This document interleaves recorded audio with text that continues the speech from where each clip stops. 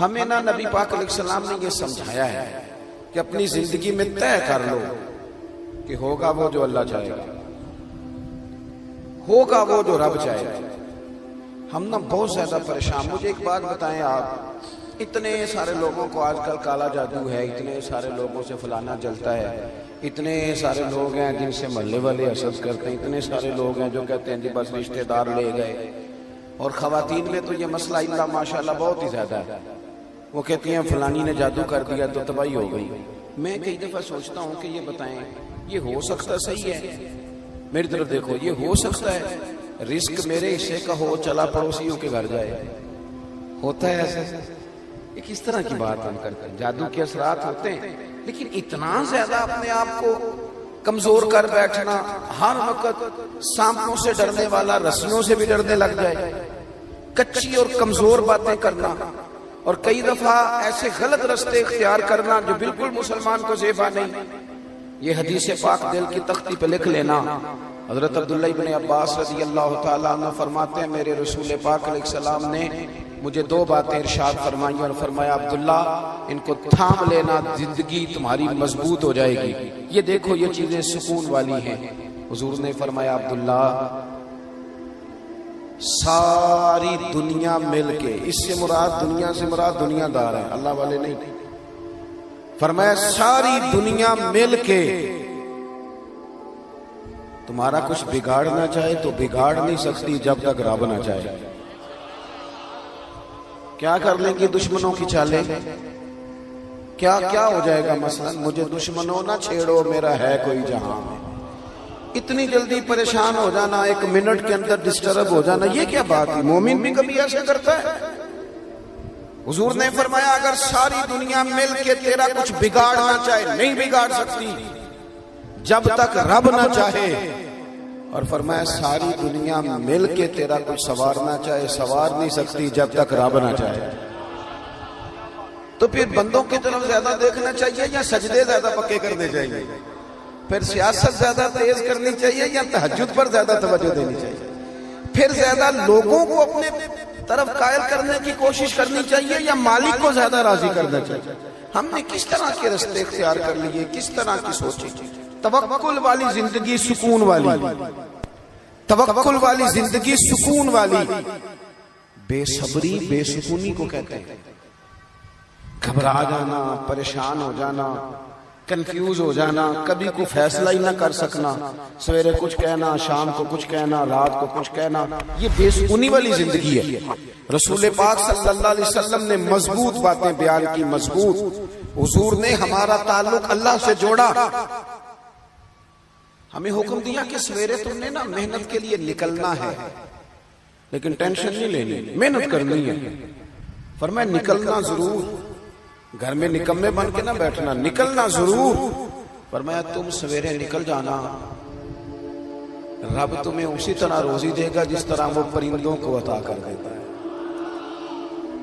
شارحین حدیث کہتے ہیں پرندے کو جب وہ سویرے نکلتا ہے تو اس نے کون سی فیکٹری میں جانا ہوتا ہے اسے پتا ہوتا ہے، کس دفتر میں بیٹھنا پتا ہوتا ہے، وہ نکلتا ہے نا رب پہ بھروسہ کر کے، نہ فیکٹری کا پتا، نہ کاروبار کا پتا، نہ دفتر کا پتا، نہ ملازمت کا پتا، نکلا تو ہے نا۔ اٹھ باندھ کمر کیوں ڈرتا ہے، پھر دیکھ خدا کیا کرتا ہے۔ اقبال اپنے بیٹے سے کہنے لگے دیار عشق میں اپنا مقام پیدا کر، تو نیا زمانہ نئے صبح و شام پیدا کر، رویا نہ کر، تڑپا نہ کر، ادھار نہ پکڑا کر، امیروں کی طرف دیکھ کے منہ نہ تیرے میں پانی نہ آئے، بڑی گاڑیاں دیکھ کے للچایا نہ کر۔ اقبال کہنے لگے میرا طریق امیری نہیں فقیری ہے، خود ہی نہ بیچ غریبی میں نام پیدا کر، خود ہی نہ بیچ غریبی میں نام پیدا کر۔ اپنی زندگی اللہ سے جوڑے اور رب کا نام لے کے آپ میدانوں میں نکلے۔ اس سے بڑا بھی کوئی طاقتور ہوگا جس کا مددگار اللہ ہو، جس کے مددگار رسول پاک ہو، اس سے بڑا بھی کوئی طاقتور ہوگا۔ ہم کچی کمزور باتیں کرتے ہیں۔ مجھے ایک بابا جی ملے کچھ عرصہ پہلے، تو مزہ آ گیا ان کی بات کا۔ ان سے میں نے کہا کہ ماشاءاللہ آپ کے 4-5 بچے ہیں۔ وہ بعض بزرگوں کو میں نے دیکھا وہ پریشان ہو جاتے ہیں، بچہ بات نہیں مانتا، میں تو روگی ہو گیا ہوں، دکھی، رو پڑتے ہیں بات سناتے ہیں۔ ایک بزرگ مجھے ملے دیسی سے سادے سے، میں کہا بابا جی خیر ہے بال بچے دی سناؤ کچھ تابے داری کرتے نے. میرے علاقے کے تھے پرانے جاننے والے, اور موٹی سی بات کی, کہنے لگے پترا میں نہ کدی بندیاں دی ٹینشن نہیں لئی, تابے داری کرن گے تے اللہ اجر دے گا, نہ کرن گے تے جو ساڑے نال کرن گے او تو بعد پا لین گے. اتنا الجھنے کی کیا ضرورت ہے, اتنا زیادہ پریشان ہو جانا. وہ بعض خواتین ہیں وہ کہتی ہیں جی خامد نہیں سنتا, تو میں نے کہا خامد کے ذمہ آپ کے حقوق ہیں, آپ توجہ کریں, لیکن اتنا زیادہ ڈیپینڈ نہیں. آپ کو سب سے زیادہ توجہ رب رسول پہ کرنی ہے, پڑوسیوں پہ, رشتہ داروں پہ, تعلق والوں پہ, شاگردوں مریدوں پہ, فلانے پہ نہ, بھروسہ اللہ رسول کی ذات پہ. یہ چیز آپ کو سکون دے گی. دوسری بات آپ حضرات کی خدمت میں عرض کرنی ہے, نا امیدی بے سکونی پیدا کرتی ہے. نا امیدی, اور جن لوگوں کا رب کی رحمت پر پورا بھروسہ ہونا وہ بے سکون نہیں ہوتے. قرآن مجید میں آیت ہے نا, الا بذکر اللہ تطمئن القلوب, خبردار ہو جاؤ اللہ کی یاد میں دلوں کا سکون ہے. تو حضرت صدر الفاضل رحمۃ اللہ علیہ صاحب تفسیر خزائن العرفان فرماتے ہیں اس کا معنی کیا ہے. فرماتے ہیں اس کا معنی یہ ہے کہ ہر وقت اپنے رب کی رحمت کی یاد میں رہو. ہر وقت یہ کچی باتیں کرنا, وہ کہنا جناب اتنا عرصہ ہو گیا کام ہی نہیں چلتا, یہ چیز آپ کو ڈسٹرب کرے گی, آپ پریشان ہو جائیں گے. اور میں حضرت صاحب جس کام کو ہاتھ لگاتا ہوں پیچھے ہی جاتا ہوں, تو یہ چیز آپ کو کمزور کر دے گی, بے چین کر دے گی. آپ یہ کہیں کہ میں محنت کرتا رہوں گا,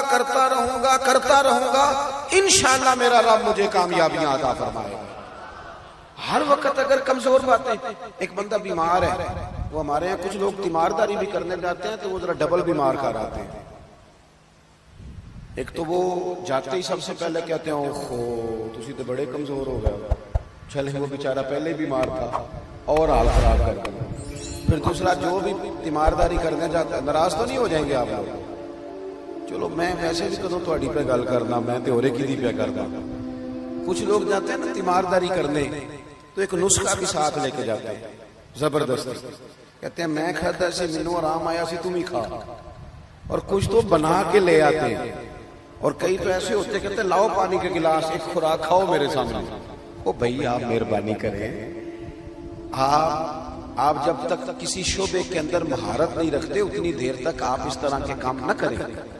آپ کبھی ڈاکٹر کے پاس دوائی لینے جاتے ہیں تو وہ سب سے پہلے نا ایک کونے پہ لکھتا ہے کہ آپ کو شوگر تو نہیں, آپ کو بلڈ پریشر تو نہیں, پھر وہ دیکھتا ہے کہ آپ کسی اور مرض میں مبتلا تو نہیں. اس حساب سے وہ نسخہ بناتا ہے تاکہ کسی جگہ کوئی چیز ایسا اثر نہ ڈال جائے جو تکلیف کا باعث. اور جو نسخہ لے کے آیا اس نے کوئی شے بھی نہیں پوچھی, وہ بس یہی بتایا جاتا ہے کہ میں نے کھایا تھا.